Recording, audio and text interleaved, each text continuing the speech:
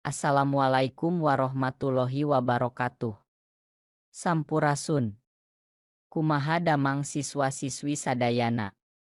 Alhamdulillah tiasa tepang deui dina pangajaran basa Sunda. Dina danget ayeuna materi anu baris dipedar ku Bapa sarta dipelajari ku urang sadayana nyaeta materi panata acara. Panata acara dina istilah basa Inggris sok disebut MC atawa Master of Ceremony. Ari dina basa Indonesia istilah sejen pikeun panata acara nyaeta pembawa acara atawa protokol. Panata acara nyaeta jalma anu miboga pancen atawa tugas pikeun ngatur jeung nyusun acara ti awal nepi ka akhir sangkan lumangsung lancar luyu jeung agenda acara anu geus ditangtukeun. Di antara acara-acara anu sok diatur ku panata acara nyaeta kabagi dua. Aya acara formal jeung acara non-formal. Conto acara formal nyaeta acara seminar, sawala, nikahan jeung paturai tineng. Ari conto acara non-formal nyaeta acara syukuran, hiburan atawa pesta. Hal-hal anu kudu diperhatikeun upama jadi panata acara, nyaeta, kahiji kudu apal kana acara anu rek dilaksanakeun, kadua kudu apal saha wae anu rek ngaluhan atawa ngahadiran eta acara, katilu kudu apal saha wae anu rek jadi pangeusi acara. Kaopat kudu apal kana runtuyan atawa susunan acara sagemblengna. Hal-hal teknis anu kudu diperhatikeun upama jadi panata acara, nyaeta, hiji sorana kudu bedas jeung bentes, hartina kudu tarik jeung jelas. Dua lentong jeung wirahmana kudu merenah, hartina naek turuna sora kudu diperhatikeun. Tilu panata acara kudu miboga pangaweruh atawa pengetahuan anu jembar ngeunaan acara nu dilaksanakeun. Opat panata acara kudu bisa ngareka basa atawa merangkai kata-kata sangkan bisa narik perhatian awiden sarta kudu bisa ngahirupkeun suasana. 5 panata acara kudu surti atanapi ngarti kana suasana atawa kahayang audiens.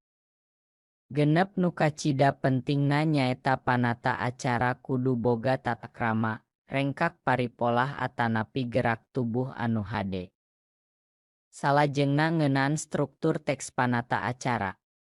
Umumna struktur teks panata acara teh aya tilu nyaeta bagian bubuka, bagian inti jeung bagian panutup. Ari dina bagian bubuka umumna sok aya salam bubuka conto salam bubuka nyaeta Assalamualaikum atanapi sampurasun. Salajengna dina bagian bubuka oge sok aya mukadimah atanapi ucapan puji syukur ka Allah Subhanahu wa Ta'ala sarta sholawat ka Kanjeng Nabi. Teras sok aya oge kata sapaan atanapi dina basa Sunda disebatna salam panghormat, conto kalimatna nyaeta Bapak Kepala Madrasah anu kusim kuring dipika hormat. Saterasna panata acara bisa oge wawanohan atanapi perkenalan diri, samemeh nepikeun nami acara atanapi jejer kagiatan. Teu hilap dina bagian bubuka oge panata acara kedah nepikeun runtuyan acara ka audiens. Dina bagian inti panata acara kedah medar deui acara kalawan detail ka audiens, teras pikeun nyambungkeun hiji acara kana acara sejen dina bagian inti umumna panata acara sok ngedalkeun kalimat nyanggakeun jeung kalimat ngahaturkeun. Conto sederhana kalimat nyanggakeun nyaeta bisa kieu. Acara salajengna nyaeta pangbagea ti Kepala MT Sukamanah sakantenan muka ieu kagiatan, ku kituna ka Bapak Kepala MT Sukamanah dihaturanan. Ari kalimat ngahaturkeun mah biasana dikedalkeun upama pangeusi acara parantos rengse ngeusian acara, contona bisa wae sapertos kieu. Hatur nuhun ka Ustad Ujang anu parantos maoskeun ayat Al-Qur'an sarta sari tilawahna, mugia janten barokah kanggo urang sadayana. Salajengna anu terakhir kanggo bagian panutup dina struktur teks panata acara, dina bagian panutup kedah aya kalimat nganuhunkeun ka audiens jeung pangesi acara. Conto kalimatna bisa sapertos kieu. Sim kuring atas nami panata acara ngahaturkeun seunuhun ka Bapak Ibu sadayana anu parantos ngaluhan ieu acara ti awal dugi ka akhir. Saterasna urang oge salaku panata acara kedah ngadugikeun kalimat sanduk-sanduk atanapi kalimat panghampura ka audiens nalika bade nutup acara. Contona sapertos kieu. Hapunten bilih aya cariosan anu matak henteu genah kana manah Bapak Ibu sadayana. Teras, dina bagian panutup panata acara oge kudu nutup acara ngagunakeun salam panutup. Conto kalimat salam panutup nyaeta wassalamualaikum warahmatullahi wabarakatuh.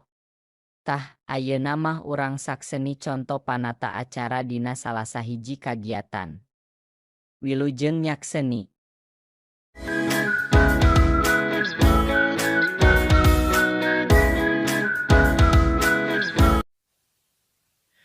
Assalamualaikum warahmatullahi wabarakatuh. Alhamdulillahirabbil alamin. Wassalatu wassalamu ala asrafil anbiya'i wal mursalin wa ala alihi wa sahbihi ajmain, amma ba'du.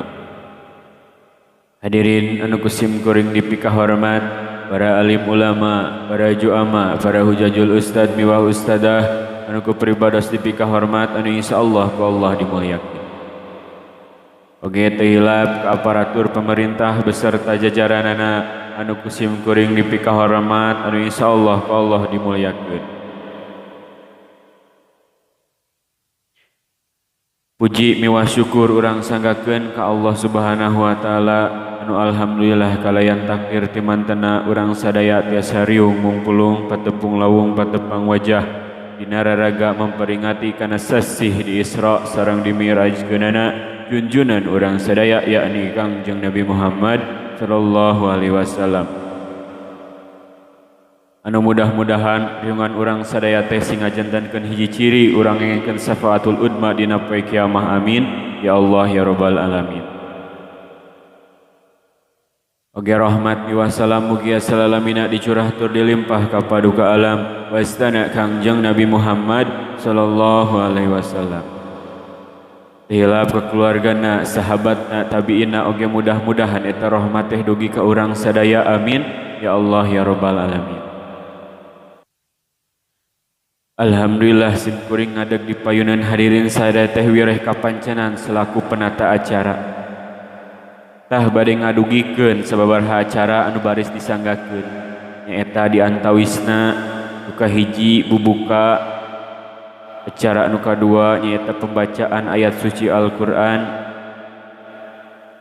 nu katilu pembacaan shalawat, anu kaopat tausiah Islamiyah, jeung anu kalimana nyaeta penutup pembacaan doa.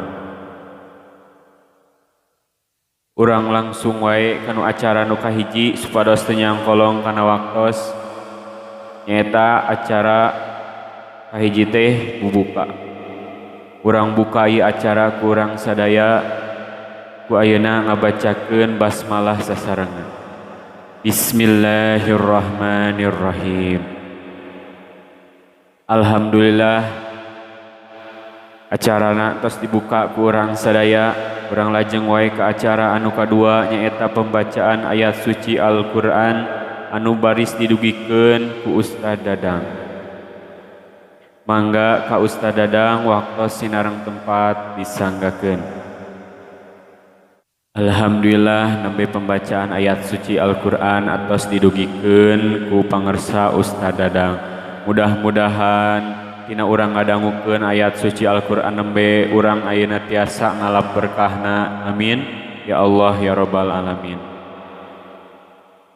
Urang langsung wae ka acara anu katilu nyaeta pembacaan shalawat Nabi anu badis didugikeun ku grup Hadroh Islami. Mangga ka grup Hadroh Islami waktos sinareng tempat disanggakeun. Alhamdulillah nembe pembacaan sholawat anu tos didugikeun ku grup Hadroh Islami mudah-mudahan orang sadaya tiasa aya mika cinta makin cinta ka Kanjeng Nabi. Amin ya Allah ya rabbal alamin. Urang langsung wae ke acara anu kaopat, nyaeta acara inti, nyaeta acara tausiah Islamiyah anu baris didugikeun ku Ustadz Jaya.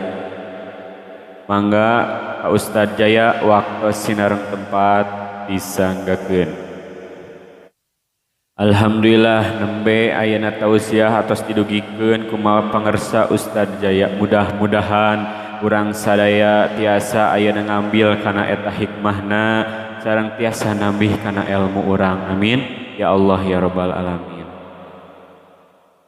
Tah lajeng wae ka acara anu terakhir nyaeta penutup anu bade ditutup ku doa anu bade dipimpin ku Ustadz Yakin. Tah dina sateu acana simkuring nyungkeun hapunten kasadaya pilih aya cariosan anu tegenah kana manah sumarabah kana bayah nyungkelit kana pejit simkuring nyungkeun hapunten. Ti simkuring dialap cekap. Wassalamualaikum warahmatullahi wabarakatuh. Mangga ka Ustadz Yakin waktu sinareng tempat disanggakeun.